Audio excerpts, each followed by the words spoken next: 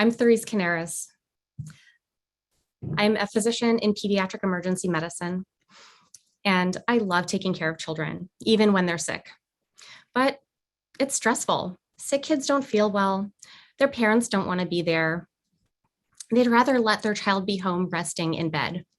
They say to themselves, why are we dragging her to the doctor every time her throat is sore?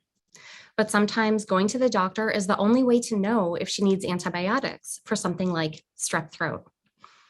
That got me thinking. For minor things like strep throat and sore throats, these could be done on telehealth. It's quicker, taking minutes instead of hours, and cheaper, sometimes 3 times less expensive than an ER visit. But doctors can't do a strep throat test virtually, so they guess. They try to look at your throat on the video, but without a strep throat test, doctors are only 56% accurate at identifying strep throat. It's a coin toss. And when they get it wrong, that means unnecessary antibiotics. As it is, telehealth prescribes 21% more antibiotics than anyone else. The problem is, strep throat tests are not available on telehealth. Let's walk through a patient's journey. Kate is 14.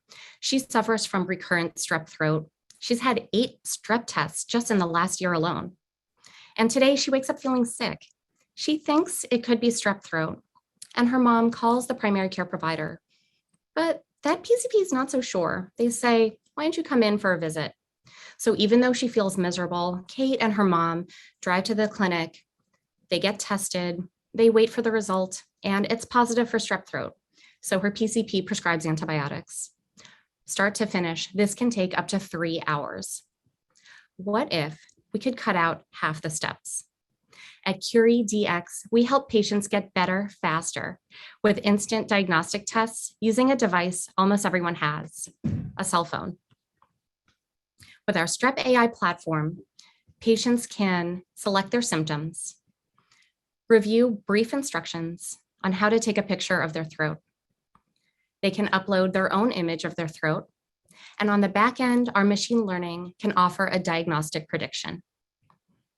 We help patients interpret that test data, and they have the option to send the result to their doctor. If they need a doctor, they can connect to one of our telehealth partners. Now, when Kate feels sick, she can get a diagnosis and prescription in under 15 minutes. How does this work? There are findings visible to the naked eye that appear with strep throat, and machine learning is pattern recognition. We've trained our algorithm to notice the differences, like the dark red color of strep throat, the white spots on tonsils, or enlarged tonsils. Not only is it feasible, our algorithm is outperforming clinicians. From our research study, Hopkins clinicians predict strep throat with 64% accuracy. If they use the Centaur criteria, which is a clinical scoring tool, that bumps to 72%. Our algorithm is performing at 75% accuracy and continues to grow as we train our algorithm with more data. The timing for the solution couldn't be better. The pandemic has propelled adoption of telehealth. Physicians are finally getting reimbursed for analyzing remote patient data. And the FDA has clear guidance on software as a medical device. Finally, deep learning, a form of AI, is mature enough to perform a complex task, like image-based diagnosis. With AI plus a photo, patients can save up to 3 hours of medical visits, and a picture causes no pain. Insurers can save up to $12 billion a year when all those sore throat visits are done on telehealth. And telehealth doctors can increase their reimbursement by up to $40 a visit when physicians analyze a medical test as part of the evaluation. Our IP is being developed in collaboration with Johns Hopkins University, which has a rich startup ecosystem. A provisional patent is in process, and we will have exclusive access to this license. This relationship also brings a strong IP pipeline for other products that plug and play directly into our AI platform. This platform technology can go beyond strep. We can diagnose urinary tract infections and pink eye. On the global stage, all point of care tests done with our AI platform, this is a $56 billion market. Those that are done on telehealth, this is an $11 billion market, and strep throat is a $600 million piece of that pie. There is one competitor claiming to do AI for strep. They're not on the market. They're working on a hardware device. The bigger competition is the status quo, going in person for a healthcare visit. And sure, you can go on Amazon and buy your own testing kit, but neither of these are instant nor painless. We've done extensive customer discovery to validate our target market. We've spoken to over 70 doctors, patients, and telehealth industry professionals. We've identified the target market as telehealth companies, ones that are providing exclusively telehealth services. One pediatric telehealth doctor told us when it comes to strep throat, it's actually very frustrating to manage. The other key stakeholder are parents of young children and young adults with recurrent strep throat. These are the ones whose lives are most disrupted when they have a sore throat. These are some of the companies in our beachhead market. The three at the bottom with purple stars are our research partners, companies that have agreed to come on and support our research development. Our revenue model has two key revenue streams. On the B2B side, we are a SaaS product for telehealth.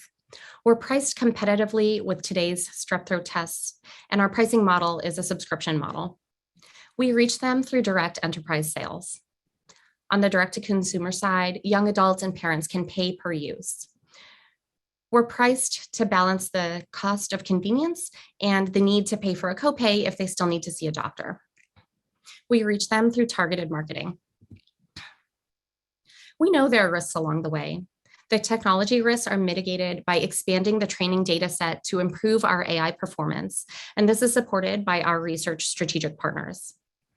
Data security and HIPAA compliance are managed on our cloud platform and with support from our cybersecurity consultants. Our reimbursement strategy is being further defined with support from our reimbursement specialist. We have a winning team. I lead this endeavor. I'm a physician MBA and serial inventor of medical devices. With my last endeavor, I raised nearly $500,000. Dr. Unbarath leads the cutting edge AI research on medical image analysis. We have Mehek Kohli, a global health and technology consultant, and Heather Lader, a human-centered design strategist. We have several entrepreneurial mentors and Dr. Centaur himself, the creator of the Centaur criteria, which we use to screen for strep today. We've been awarded or finalists at 4 pitch competitions, both regionally and nationally. And in 2021, we were nominated for Baltimore's Invention of the Year by Technically. So far, we've raised nearly $200,000 in grant funding to start prototyping and building the AI algorithm. Our key milestones to come are in 2023, a fully developed platform, followed by clinical trials, an FDA de novo submission and product launch in 2025.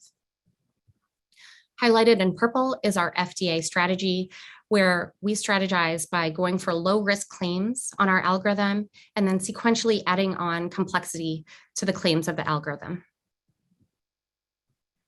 We've assembled a winning team. We're expecting another $500,000 in grants in the next year.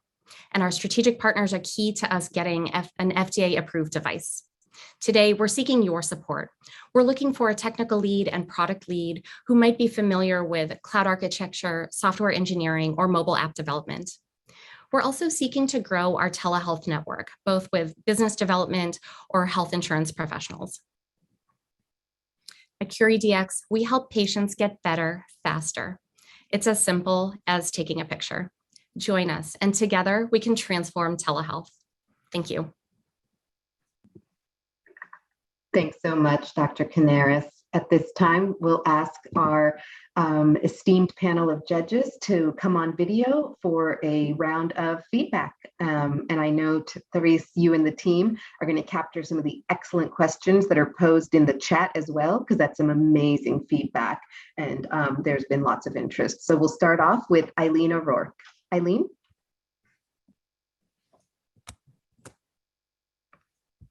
Dr. Canaris, I thought you did a really nice presentation. It was really clearly defined what the problem is you're solving. And I think you did a very effective job of reminding all of us who have had children what it's like to have a sick child with strep. And be debating whether you want to scoop them up and take them in for tests. So I thought it was a very good presentation, very well articulated. If there is any comment that I have, your current effectiveness is 75%.